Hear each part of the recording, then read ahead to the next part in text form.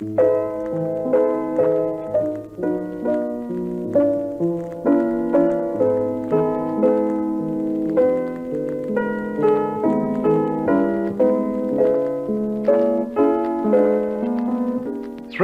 and music have always been close companions. Some of our earliest shows were accompanied by a lone piano.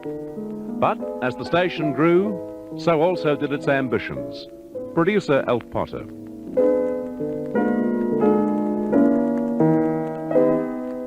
The most progressive thing, and something that was years and years before its time, was the fact that 3DB employed an orchestra full-time, a staff orchestra of about 36 people.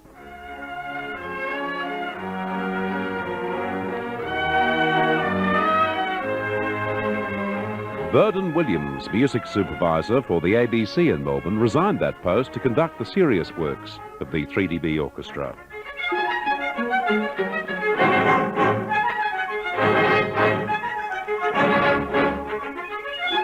With the founding of this orchestra, 3DB made radio history.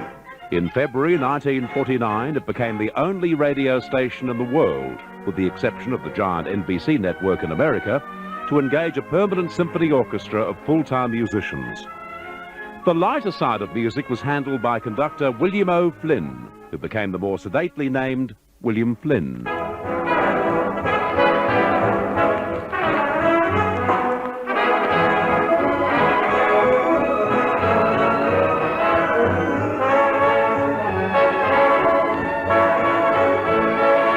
The orchestra made records released on 3DB's own commercial record label, but none was more successful than the one recalled now by producer and program director Norm Spencer. Of course, an orchestra was a hard thing to do, keep going. And of course, I think the only thing we ever made money on was King George VI happened to die at the time, and no one had a version of God Save the Queen. So I got the orchestra together and the Windsor Singers, and we recorded God Save the Queen and sold it all around Australia.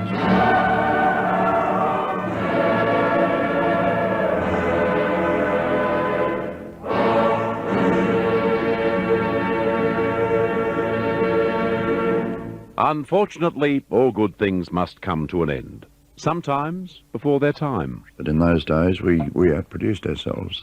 We outproduced the market. We sold to South Africa, Canada, America, New Zealand, all around Australia. Sold a few shows to England. But we couldn't sustain the expense. We tried to put on live shows, but dare I say it, there were so many restrictions imposed on us by the Musicians' Union, which was just starting to grow then, and they wanted all sorts of dressing allowances and public performance allowances because we wanted to put on a 2-hour lunchtime show to take up some of the calls because we were committed to 10 calls a week, and we wanted to put the show on of lunchtime free, but it was going to cost us too much money, so finally we had to get rid of the orchestra. Fortunately, other shows lasted much longer. And then, of course, Swallows Juniors, which I started at DB with Ernie Sidney, Gonal Bunning, and somebody who you know very well, little Paddy McGrath. It was beautiful. Wait down and tell the people, sing it to the moon above. Wait down and tell the people, tell them I'm in love with you. Of course, young Paddy McGrath went on to much success in the television version of Swallows Juniors, and then progressed to Channel 9's Tarak show and the wonderful Graham Kennedy era of television. She also married very well. Tell them I'm in love with you.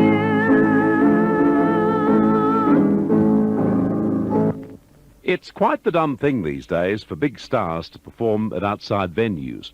But this wasn't the case back in the 40s when 3DB began a historic radio program. Music for the People started off in the Botanic Gardens, not at the present side of the music bowl. It was over the back near a lake, and the Crawfords, who we haven't mentioned, had a great influence on drama and music in radio, of course. And we used to drive the van over there with a couple of microphones and or a dozen microphones of a Sunday morning and set up and just used to do it, and it became so popular as a program that just about everybody in Melbourne listened to it.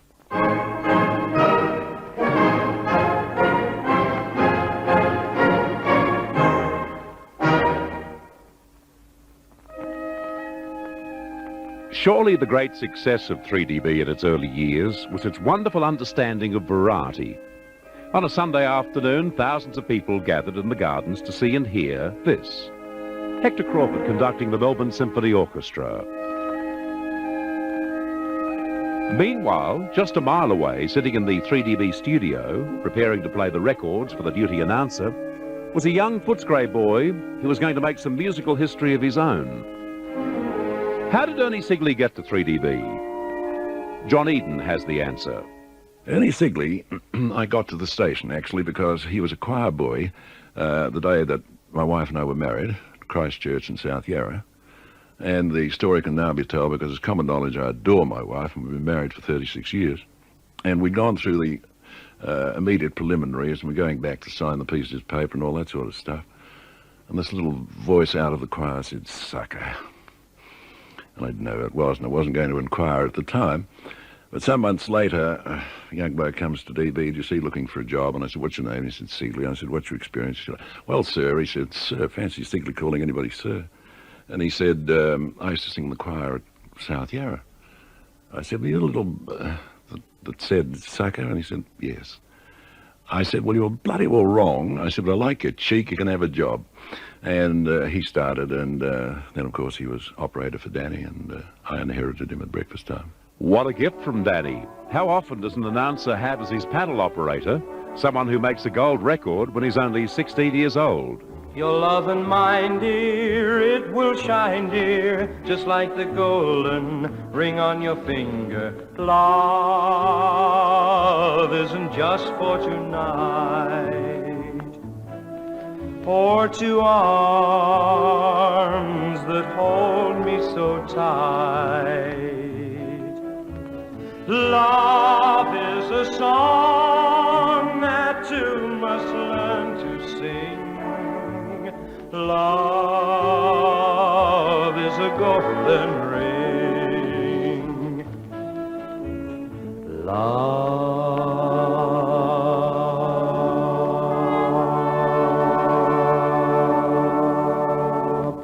Ernie Sigley. Someone who was very important to Ernie's career, indeed to the career of almost everyone who ever sang or tried to sing on 3DB, was the pianist extraordinaire Mabel Nelson. As any singer will tell you, back in the golden era of radio, you could have the best producer in the world, the finest song in the world, but when you walked up to that old carbon microphone, if the pianist wasn't with you, you were history. And the history of 3DB shows that Mabel Nelson was with her artists all the way. Here she is with Bill Collins in a rare singing appearance, joining the Accurate One for their own special version of I Remember It Well from Gigi. Do you recall that fateful day? When we first joined DBLK. Ah, yes, I remember it well. There was such fun for all to share. And Jeff McComas had curly hair. Ah, yes, I remember it well. Flora Mack was 17. Darrell Bruin, 22. Curtis Crawford made his first speech. He said, "Goo goo." Ag Brown dressed herself in a herald one night and went to a newspaper ball. Her costume caught fire and burnt her entire front page sporting section and all. She had a burn above her knee. And where her want ads used to be. Ah, yes, I remember it well. She gave a groan and several tucks. And blamed it on Jeff Palmer's butts. Ah, yes, I remember it well. She ripped her herald off and didn't give a blink. Donned the sporting globe, said I'm in the pink. It didn't fit to be specific. But her track gallops were terrific.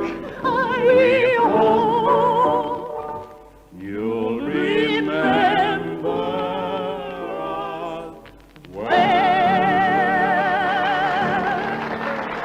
From Mabel Nelson to a full concert orchestra and chorus.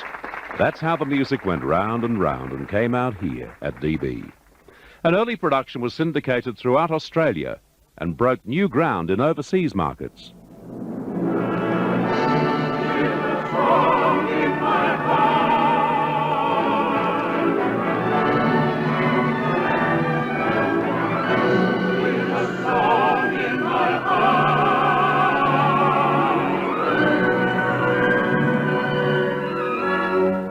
With a song in my heart, the story of men and their music, of composers who really had a song in their heart. A pretty girl is like a melody that haunts you night and day.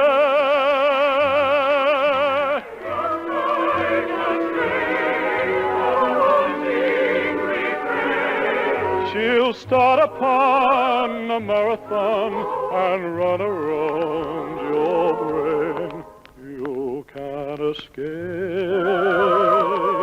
She's in your memory by morning, night, and noon.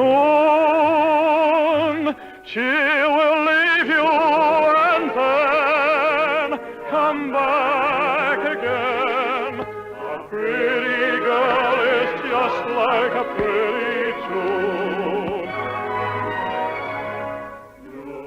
Musical production at 3DB led the way for other stations to follow. And many artists, singers and musicians owe their start and or their success to the radio station in Flinders Street that thought big.